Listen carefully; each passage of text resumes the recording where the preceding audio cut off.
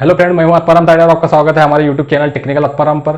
दोस्तों, आज का टॉपिक है कि पावर फैक्टर हम क्यों मेंटेन करते हैं, या पावर फैक्टर अगर नहीं मेंटेन करेंगे तो उससे क्या हानियां होंगी, क्या नुकसान होंगे। ठीक है दोस्तों, तो दोस्तों उन सब पॉइंट पे हम आज इस वीडियो में समझेंगे। बस चाहते आपको इस वीडियो को शुरू से एंड तक पूरा देखना पड़ेगा। तो दोस्तों शुरू करते हैं आज का ये वीडियो। दोस्तों, पावर फैक्टर जिसे शॉर्टकट में पीएफ भी बोलते हैं या कॉस फाइव भी बोलते हैं। ठीक है दोस्तों, तो दोस्तों पावर फैक्टर ऐसी चीज है जिसको अगर मेंटेन ना करें दोस्तों, अगर पावर फैक्टर कुछ वेरिएशन हो गया, कुछ पावर फैक्टर हम 0 से 1 के बीच में पावर फैक्टर रहता है दोस्तों। ठीक है, अगर दोस्तों उसको 1 मेंटेन करने की हम पूरी कोशिश करेंगे, अगर उससे कम हो गया जैसे 0.8 0.7 या 0.6 हो गया, तो दोस्तों वो जीरो की तरफ नहीं जाना चाहिए, 1 की तरफ जाना चाहिए, तो वो सही रहता है। ठीक है दोस्तों, अगर 0 तरफ जाता है तो डेट मीन्स हमारा बहुत बड़ा नुकसान हो सकता है। वो कैसे दोस्तों, हम इस फार्मूले से समझते हैं दोस्तों। ठीक है दोस्तों, समझना दोस्तों, दो लोड है 50 और 50 की लोड, सेम लोड है। ठीक है दोस्तों, अब उनमें देखते हैं कि हम अलग अलग पावर फैक्टर देखेंगे कि उनमें क्या नुकसान होता है। ठीक है दोस्तों, केवी का फार्मूला होता है दोस्तों kilowatt divided by cos phi. ठीक है दोस्तों, अब इसके हिसाब से अगर हम कैलकुलेशन कभी करने बैठे दोस्तों, अब किलोवाट कितना है, 50 किलोवाट है ना, 50 किलोवाट है, इसको मतलब वाट में लिखना पड़ता है ना, तो वाट में कितना हो जाएगा, 50 किलोवाट के 50,000 वाट है ना।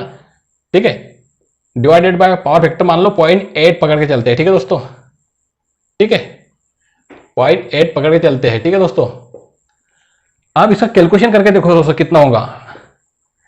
इसका कैलकुलेशन करेंगे दोस्तों आप, तो ये हो जाएगा 62.5। ठीक है, 62.5 मतलब इसमें केवी कितना होगा दोस्तों, 62.5 है ना। ठीक है, ये 0.8 अगर पावर फैक्टर है तो, अगर पावर फैक्टर मान लो 1 है तो क्या होगा, 1 है तो क्या होगा उस कंडीशन में देखते हैं।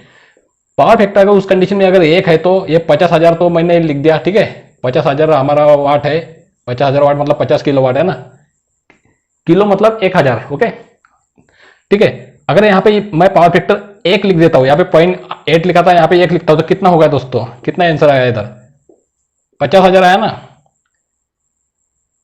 ठीक है, 50,000 मतलब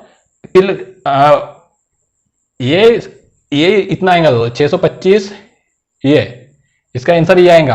तो क्योंकि किलो में निकालना, फिर से उसको किलो में कन्वर्ट करना है ना, हमने के में लिखा है, मैंने के लिखा है मतलब इधर के में होना चाहिए। ठीक है, तो 62.5 केवीए हो गया है ना, तो ये कितना होगा दोस्तों, ये 50,000 आया ना, इसको किलो 50,000 तो इसको 50 किलो में करते हैं ना केवीए, तो ये हो गया दोस्तों, ये आपका हो गया 50। ठीक है, केवीए 50 केवीए हो गया दोस्तों ये। तो दोस्तों वेरिएशन देखिए, अगर पावर फैक्टर 0.8 था तो सिर्फ 62 केवीए हुआ। ठीक है, पावर फैक्टर 1 रखा तो 50, कितना फर्क हो गया सोचो, पावर फैक्टर से कितना हो गया, इतना 62 और 50 मतलब 12 केवीए का हमारा नुकसान हो गया दोस्तों। तो उसके हिसाब से ट्रांसफार्मर जो रहता है हमारा केवी में रहता है। ठीक है, अगर मान लो हमारा 50 केवी का ट्रांसफार्मर है, अगर 0.8 पावर फैक्टर आ जाए तो 62 केवी का तो ट्रांसफार्मर लोड हो गया। तो कुल मिला के हमारा सोर्स बढ़ाना पड़ेगा हमको। ठीक है, ट्रांसफार्मर की साइज हमको बढ़ाना पड़ेगा अगर पावर फैक्टर हमारा वेरिएशन हो रहा है तो। ठीक है, पावर फैक्टर कम होना अच्छी बात नहीं है दोस्तों। ठीक है, अगर इसी पे देखो दोस्तों, अगर हमारा पावर फैक्टर मान लो 50,000 का ही लोड है। ठीक है, और पावर फैक्टर मान लो कुछ भी पकड़ो 0.7 पकड़ के चलो। ठीक है, तो उस कंडीशन में कितना होगा दोस्तों, उस कंडीशन में होगा 714 है ना, 00 ये इतना होगा दोस्तों। अगर केवीए में कभी लिखेंगे उसको है ना, तो 71.4 इतना दोस्तों। देखो मतलब एक कितना का और कम हो गया है, 0.7 का पावर फैक्टर और कम हो गया, 0.8 का उससे थोड़ा इंप्रूव हो गया। ठीक है, सबसे ज्यादा केवीए इसमें लग रहा है दोस्तों, मतलब कुल मिला के पावर फैक्टर जितना ज्यादा हो उतना सही रहता है दोस्तों। तो ये दोस्तों आप समझ गए होंगे। ठीक है दोस्तों, हमारा फार्मूला है kilowatt equal to V I cos phi. अगर करंट निकालेंगे तो करंट कैसा बढ़ता है पावर फैक्टर से, वो हम देखेंगे दोस्तों। अभी हमने देखा था कि हमारा 50 किलोवाट का लोड है ना, ये 50 इधर लिख दिए। ठीक है, वोल्टेज सिंगल फेज है तो 220 है ना। ठीक है, करंट मान लो हमें निकालना है, पावर फैक्टर मान लो 0.8, यहाँ पे 0.8 पकड़ के चलते हैं। ठीक है दोस्तों, ठीक है, अब देखो इसको करंट निकालना है तो 50 डिवाइडेड बाय 220 इधर आ जाएगा, इंटू 0.8 इधर आ जाएगा और इधर बच जाएगा करंट। अब इसका कैलकुलेशन करके देखो दोस्तों कितना आएगा, तो एम्पियर है ना, करंट इतना आ गया 284। अगर दोस्तों हम एक का भी लिखेंगे, जैसे पावर फैक्टर ये 50 है, ठीक है, ये 220 है, और पावर फैक्टर अगर 1 रख देंगे तो करंट कितना आएगा दोस्तों, ठीक है, ये 50,000 है ना, ये वाट में लिख देता है इधर, 50,000 वाट है ना, ये भी 50,000 वाट है, ठीक है। अगर इसको करंट, अगर पावर फैक्टर 1 रखेंगे दोस्तों तो कितना आएगा दोस्तों, 1 रखेंगे दोस्तों तो इसका आंसर आएगा 227। तो ये देखिए दोस्तों, पावर फैक्टर 0.8 रखने से कितना आया 284, और पावर फैक्टर 1 रखने से कितना आया 227। 0.8 से 284 और 1 से 227, मतलब कुल मिला के जब पावर फैक्टर कम रहा तो करंट बढ़ गया। तो दोस्तों पावर फैक्टर जितना कम होगा उतना करंट ज्यादा बढ़ेगा, उतना ही हमारे पूरी मशीनरी गर्म हो जाएंगी, उसमें हीटिंग बढ़ जाएंगी, क्योंकि करंट ज्यादा ले रहा है। केबल की साइज बढ़ जाएंगी, क्योंकि केबल की साइज जैसे कैपेसिटी है कि भैया ये मान लो 200 एम्पियर तक ही करंट लेंगी, और पावर फैक्टर बढ़ने से कम होने से क्या हो गया कि करंट बढ़ गया, करंट बढ़ गया तो वो केबल को भी हानि पहुंचेंगे, उससे कैपेसिटी के बाहर हो गया, 250 तक चला गया एम्पियर। तो दोस्तों कुल मिला के हमारी केबल साइज भी बढ़ गई, ठीक है दोस्तों, ये होता है दोस्तों, ठीक है। और यही कंडीशन होती है दोस्तों की जो गवर्नमेंट की जो सप्लाई रहती है दोस्तों, वो भी हमारे ऊपर पेनाल्टी ठोक देते हैं। जैसे अब उनके हिसाब से देखेंगे दोस्तों, ये एक सप्लाई दिया है एक फैक्ट्री को, 50 किलोवाट का एक फैक्ट्री का लोड है, दूसरी फैक्ट्री का लोड है 50 किलो, दोनों के 50-50 किलोवाट के लोड है, ठीक है दोस्तों।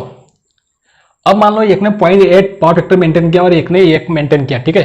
अब उस कंडीशन में देखोगे दोस्तों, इनका कैलकुलेशन देखेंगे इस फार्मूले के हिसाब से, ठीक है दोस्तों।